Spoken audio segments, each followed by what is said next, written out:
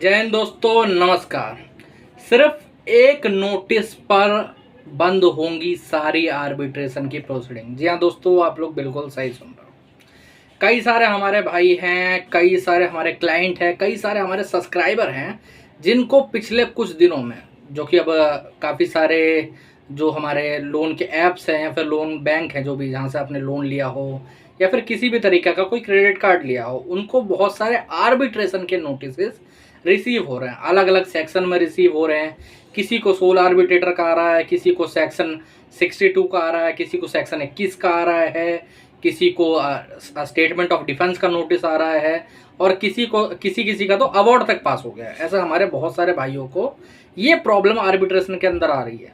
तो आज मैं आप सभी को बताने वाला हूं कि सिर्फ और सिर्फ एक नोटिस भेजकर, सिर्फ और सिर्फ एक नोटिस भेजकर कैसे आप इन सारी प्रॉब्लम से बाहर निकल सकते हो और आर्बिट्रेशन के नोटिस को 100% कैसे कैंसिल करवा सकते हो। मैं ये नहीं बोल रहा कि भाई साहब उस पर रोक कैसे लगानी है, उसका प्रोसीजर कैसे धीरे करना है, मैं रोकने को बोल रहा हूँ 100%। एक बार आप उसका ऑब्जेक्शन दे दोगे इस तरीके से तो एक बार खत्म कहानी, इसके आगे कुछ नहीं होगा, सब कुछ बंद हो जाएगा, वहीं पर सारी प्रोसीडिंग रुक जाएगी, उसके आगे कोई दिक्कत नहीं होगी।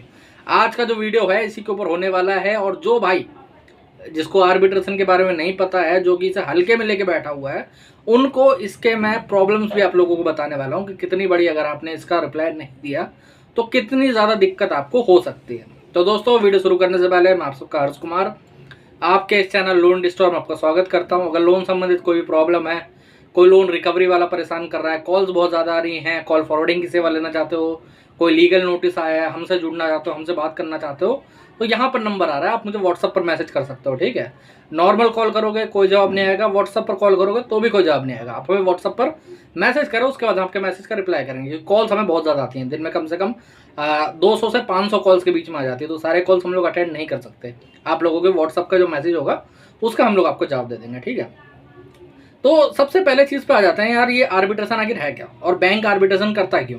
और बहुत सारे हमारे भाइयों का ये जवाब आता है कि सर मैंने जो लोन लिया है वो ऑनलाइन लिया है, या फिर मैंने तो लोन भी नहीं लिया, मैंने तो लिया है क्रेडिट कार्ड, उसके अंदर मुझे आर्बिट्रेशन का नोटिस कैसे आ सकता है। और अभी तो मेरा लोन एनपीए नहीं हुआ, अभी तो 3 महीने भी नहीं हुआ, 3 महीने के बाद कोई लीगल कार्रवाई होती है ना, उससे पहले मुझे आर्बिट्रेशन का नोटिस कैसे रिसीव हो रहा है, ऐसा कैसे हो सकता है। और अगर ये आ रहा है तो कहीं ये फर्जी तो नहीं है। और सर मुझे कोई ऑनलाइन नोटिस आया है, मेरे को व्हाट्सएप पे नोटिस भेज रहे हैं, क्या ये प्रॉपरली वैलिड है। तो अब इन सब सवालों का जवाब देते हैं।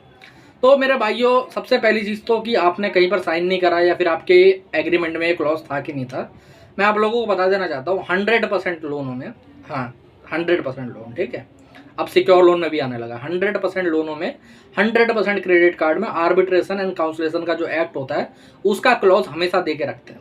क्यों दे के रखते हैं भाई साहब, क्या वजह है। तो मेरे भाइयों, आप सभी को पता है कि जब आपने पर्सनल लोन लिया है या फिर कोई क्रेडिट कार्ड लिया है, उसके अंदर सिक्योर लोन को थोड़ा साइड में कर देते हैं, उसके अंदर होता क्लॉज है लेकिन ज़्यादातर यूज़ नहीं करते वो लोग, ये होता चीज़ है। ठीक है, तो जब ये दोनों चीज़ें हैं मेरे भाई, तो इनके अंदर आपने कोई गारंटी तो दे नहीं रखी है ना। इन दोनों चीज़ों के अंदर आपने कोई गारंटी नहीं दे रखी है। इसके अंदर ज़्यादा आपने लगा रखा होगा तो ईसीएस लगा रखा होगा, या फिर अगर पर्सनल लोन है तो चेक दे रखा होगा ज़्यादा। और उस केस का जो प्रोसीडिंग होती है वो बहुत लंबी चौड़ी होती है, इसीलिए वो सबसे पहला झुंझुना जो आपके हाथ में पकड़ाते हैं, जो कि जिससे पहले आपको डराया जाता है। और ये कारीगर भी है आर्बिट्रेशन। आप लोगों को मजाक लगता होगा ना कि यार ये तो छोटी मोटी चीज़ है, इसको तो अगर ऐसा छोड़ भी देंगे तो कोई बड़ी बात नहीं होगी। तो ये कारीगर भी है, इसमें इनके पास क्या क्या चीज़ें होती हैं मैं बता देता हूँ आपको। देखो, अगर आर्बिट्रेशन का नोटिस आपको भेजते हैं, पहली बात तो चारों तरीके से वैलिड होता है आर्बिट्रेशन का नोटिस, चाहे आपको ऑनलाइन आया हो, चाहे आपको ईमेल पे आया हो, चाहे आपको व्हाट्सएप पे आया हो, चाहे मेरे भाई आपको क्या कहते हैं आपके घर पे पोस्ट से आया हो, और चाहे आपको एसएमएस से आया हो। एक एसएमएस आती है ना जिसमें लिंक होती है, लिंक से डाउनलोड करते हैं, चाहे वैसे आया हो, 100% वैलिड है चारों तरीके से। ओके, अब अगर चारों में से किसी भी तरीके से आपको नोटिस रिसीव होता है और अगर आप उस नोटिस का जवाब नहीं देते हो, अगर ऑब्जेक्शन दे देते हो तो भाई साहब ऑब्जेक्शन लग जाएगा कि इस आर्बिट्रेशन जो है, इस प्रोसीडिंग के अंदर हमें आर्बिट्रेटर नहीं चाहिए, हमें जो क्लॉज है बाकी सारी चीज़ें वो सब चीज़ें चाहिए, डॉक्यूमेंट चाहिए प्रॉपरली। तो वो लोग क्या करेंगे, कुछ नहीं करेंगे, उसको कैंसिल करवा देंगे। ओके, लेकिन जब तुम ऑब्जेक्शन नहीं देते हो, जब तुम ऑब्जेक्शन नहीं दोगे तो वहाँ पर जो तुम्हारी ये एक्सेप्टेंस मानी जाएगी कि तुमने भाई साहब एक्सेप्ट कर लिया कि ये जो आर्बिट्रेटर है इसको हम लोग मान्यता देते हैं अपनी। जी हाँ, अगर आपने लिखित में कोई भी ऑब्जेक्शन नहीं दिया अपना, एक तरीके से एक लीगल नोटिस बना के सारे क्लॉज के साथ में कि किस तरीके से आप, कौन से आपके कानून है जिसके तहत आप ऑब्जेक्शन दे रहे हो, ऐसा अगर आप नहीं करते हो तो वहाँ पर आपकी एक्सेप्टेंस मानी जाएगी। एक्सेप्टेंस मानी जाएगी, क्या करा जाएगा, पहले एक नोटिस भेजा जाएगा, आर्बिट्रेटर अपॉइंट हो जाएगा, ओके, उसके बाद एक प्रोसीडिंग होगी, उसके बाद सीधा अवार्ड पास कर दिया जाएगा। अब ये अवार्ड क्या है, कुछ लोगों को बहुत ज़्यादा हल्का लगता है, लेकिन अब मैं आप लोगों को अपने ही एक सब्सक्राइबर थे जो आसाम से थे, ठीक है, उनकी एक स्टोरी सुनाने वाला हूँ। उनके साथ क्या हुआ, उनका एक SBI का कार्ड था, SBI आप लोग जानते हो ना, स्टेट बैंक ऑफ इंडिया, उसका एक कार्ड था, लमसम शायद 4-4.5 लाख रुपए होगा, ओके, वो उसका बिल पे नहीं कर पा रहे थे। उनको मल्टीपल नोटिस रिसीव हुए, उन्होंने जवाब नहीं दिया, आर्बिट्रेशन के नोटिस भी थे उसके अंदर, ओके। और एक चीज़ और बता देना चाहता हूँ, आप कई लोगों को है ना, कई भाइयों को डिमांड नोटिस के अंदर भी आर्बिट्रेशन का नोटिस आता है, ठीक है, तो वो आर्बिट्रेशन का ही नोटिस होता है एक तरीके से। आप लोग चेक जरूर करें कि वो डिमांड नोटिस है या फिर ये है। कई लोग क्या करते हैं, सीधे इग्नोर कर देते हैं, यार डिमांड नोटिस हटाओ इसे, रिकॉल नोटिस हटाओ इसे, ऐसा कुछ नहीं है। आप लोगों को देखना है, पढ़ना है पूरा कि वो नोटिस क्या है क्या नहीं है, वो रियल भी है कि नहीं है, पहली बात तो, ठीक है। अब उसके अंदर क्या हुआ, इनका अवार्ड पास हो गया, इनका अवार्ड भी रिसीव हो गया, अवार्ड पूरा हार्ड कॉपी पे इनके घर पे आया, बट इन्होंने बोला यार ऐसे ही होगा, शायद इग्नोर कर देते हैं, रखा रहा हो, कोई दिक्कत नहीं है। वो पिछले साल की कहानी में बता रहा हूँ आप लोगों को, इस साल उसको वो लगाया गया, ठीक है, 2024 की लमसम बात थी, 2024 में उनका अवार्ड पास हुआ। अब ये जो बैंक हैं या फिर जो भी NBFC हैं, ये अवार्ड तो पास कर देते हैं बहुत जल्दी, ठीक है, बट इसको इम्प्लीमेंट करने में टाइम लगता है। आप लोग, कई लोग सोचते हो ना कि यार अवार्ड तो मेरे को आया जनवरी में, अब मार्च हो गया, कुछ करा ही नहीं उन्होंने, मतलब भूल गए होंगे शायद, ऐसा नहीं है। उनको लमसम 6 से 7 महीने लग गए उसको इम्प्लीमेंट करने में, कोर्ट से ऑर्डर लाने में, उनके डिस्ट्रिक्ट कोर्ट से ऑर्डर लाने में, ठीक है, वहाँ से इनको समन भी रिसीव हुआ था, बट शायद इनको मिला नहीं या फिर क्या दिक्कत हुई, ये मुझे एग्जैक्टली नहीं बता पा रहे थे, ठीक है। इनको बाद में वहाँ से रिसीव हुआ, तो भाई साहब एक दिन ये सुबह उठते हैं, गेट खोलते हैं, गेट के सामने 2 पुलिस वाले और बैंक के कम से कम 6 ऑफिसर खड़े थे, ठीक है। तो घाई घाई में क्या हुआ, इन्होंने पहले पूछा कि आप कौन है, उन्हें लगा फर्जी है ये सारी चीज़ें, उन्होंने हमारी कॉल बुक करी, हमसे बात करना स्टार्ट करी। जब बात करी तो मैंने बोला कि अवार्ड पास हुआ है, कोई चीज़ हुई है, तो बोले सर हाँ शायद आया तो था, मैंने ध्यान नहीं दिया। तो हमने उनसे बात करी, ऑफिसर से बाकी सारी चीज़ें करी जैसे तैसे करके, तो उन्होंने बात करी, उन्होंने बोला नहीं हम सामान लेके जाएंगे, हम लोग ये सारा सामान लेके जाएंगे, और जैसे तैसे है यहाँ पर सारी चीज़ें, हमें ये ऑर्डर मिला है, फ्रिज, टीवी, कूलर, फ्रिज, सारे जो मूवेबल एसेट होते हैं, जो कि मान लो मूवेबल एसेट क्या होते हैं, मूवेबल एसेट मेरे भाई, तो मेरे घर का चम्मच जो है ना, वो भी मूवेबल एसेट है, तो ये लोग उसे ले जा सकते हैं, सीधी सी बात है। उसका ऑर्डर पास करके वो लोग लाए थे कोर्ट से, ठीक है। वो तो थोड़ा बहुत मेरा दिमाग मान लो, और थोड़ा बहुत मतलब खिलाना पड़ा था एक तरीके से, समझे, अंदर वालों को। तो उन्होंने हमें कम से कम 3 दिन का टाइम दे दिया कि भाई सब 3 दिन का आपको टाइम दे रहे हैं, आप कोर्ट से स्टे ले लो, आप स्टे एप्लीकेशन लगवा लो, उसके बाद आपको जो करना है करो, कोई दिक्कत नहीं, वरना 3 दिन बाद हम आएंगे, हमारे पास कोर्ट का ऑर्डर है, हम सामान उठा के ले जाएंगे। अभी के लिए हम दिखा देते हैं कि कस्टमर के घर पे कोई नहीं था, ओके। तो हमने जैसे तैसे करके डिस्ट्रिक्ट कोर्ट में एप्लीकेशन वगैरह फाइल करी, चीज़ें करी। फर्स्ट डेट पे उनको कम से कम 15% पैसा भरना पड़ा, तब जाके उनका सामान, उनकी जो बुलेट थी, अगर बुलेट भी ले जाता तो उन्हें इतना मोटा नुकसान बैठता जो कि लोन पे भी नहीं हो पाता एक तरीके से, समझ रहे हो। तो ये सारी चीज़ें हुई, स्टे के लिए कम से कम 15% पैसा वहाँ पर भरना पड़ा। तो ये सारी दिक्कतें मैं आप लोगों को बता देना चाहता हूँ। और हाँ, इसमें एक दिक्कत और थी, चलो सामान जाने से तो हमने रोक लिया, और स्टे मिलने तक वो चीज़ें रुकी रही, ठीक है, स्टे भी अच्छा खासा मिल गया, कोई दिक्कत नहीं, 7-8 महीने का। उस बीच में इन्होंने लोन भी सेटल करवा लिया अपना, लेकिन उस टाइम से 20 तक इनका जो अकाउंट्स थे वो फ्रीज रहे थे प्रॉपरली, समझे। अब बोलोगे कि स्टे ले लिया फिर क्यों फ्रीज रहे, क्योंकि मेरे भाई कोर्ट से ऑर्डर जाने में टाइम लगता है बैंक तक, और उतने दिन तक वहाँ पर उनका अकाउंट फ्रीज रहा, अंदर पैसे जो पड़े हुए थे वो पड़े रहे, यहाँ वहाँ से उधार लेके उन्हें काम चलाना पड़ा, समझ रहे हो। तो अब मैंने सबको प्रॉब्लम बता दी है कि भाई साहब ये प्रॉब्लम हो सकती है, ये दिक्कत आगे चल के फ्यूचर में आ सकती है अगर आप ऑब्जेक्शन नहीं देते हो या फिर किसी भी तरीके का अपना डिफेंस नहीं रखते हो।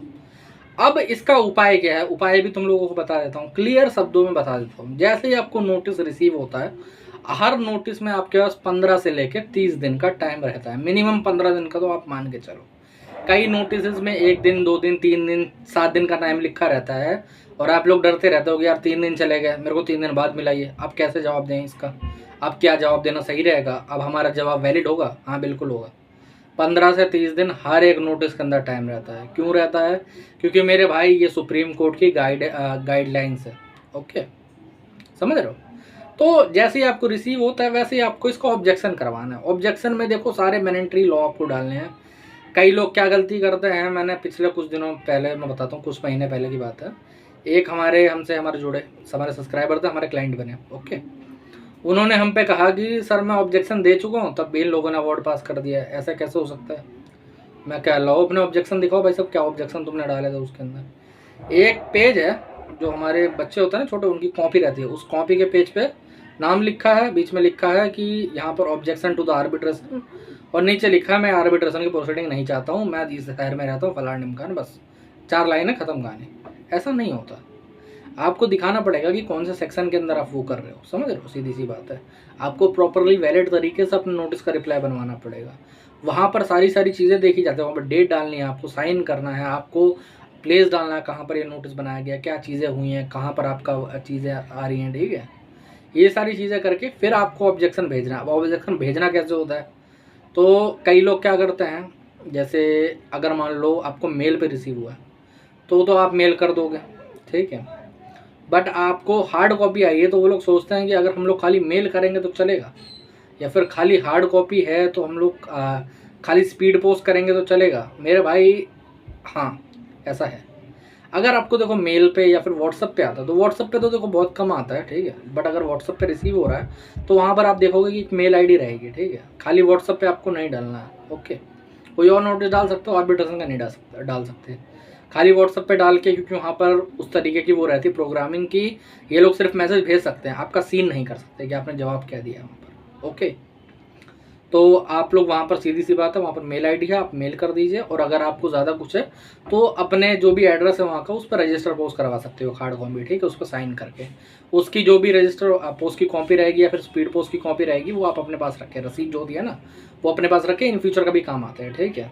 अगर ऑब्जेक्शन देने के बाद भी ये लोग अवार्ड पास कर दें, एक फर्जी अवार्ड पास कर दें, ठीक है, या फिर मान लो आप ऑब्जेक्शन देना भूल गए थे, उसके बाद एक अवार्ड पास कर दें, तो क्या कार्रवाई हम लोग कर सकते हैं। तो मेरे भाई तब भी डरने की ज़रूरत नहीं है, क्योंकि आजकल क्या है कि जो 90% जो अवार्ड पास करे जा रहे हैं वो सिर्फ और सिर्फ करे जा रहे हैं आपके अकाउंट फ्रीज करने के लिए, ओके। आपके जो अकाउंट्स हैं, आपकी जो एफडी है या फिर बाकी सारी चीज़ें, उनको फ्रीज करने के लिए, वहाँ से पैसा निकालने के लिए, या फिर आपके एम्प्लॉयर से जो आपकी सैलरी है ना 60% तक, वो कटवाने के लिए वहाँ पर भेजा जाता है। अब कई भाई लोग इसमें बोलेंगे कि सर मैं तो काम करता नहीं हूँ जहाँ पर एम्प्लॉय मेरे को अकाउंट में सैलरी डाले, तो आप बचे हुए, कोई दिक्कत वाली बात नहीं है। बट अगर आपका SIPF कटता है सारी चीज़ें, तो आप लोग आ रहे हो इस अंदर, ठीक है।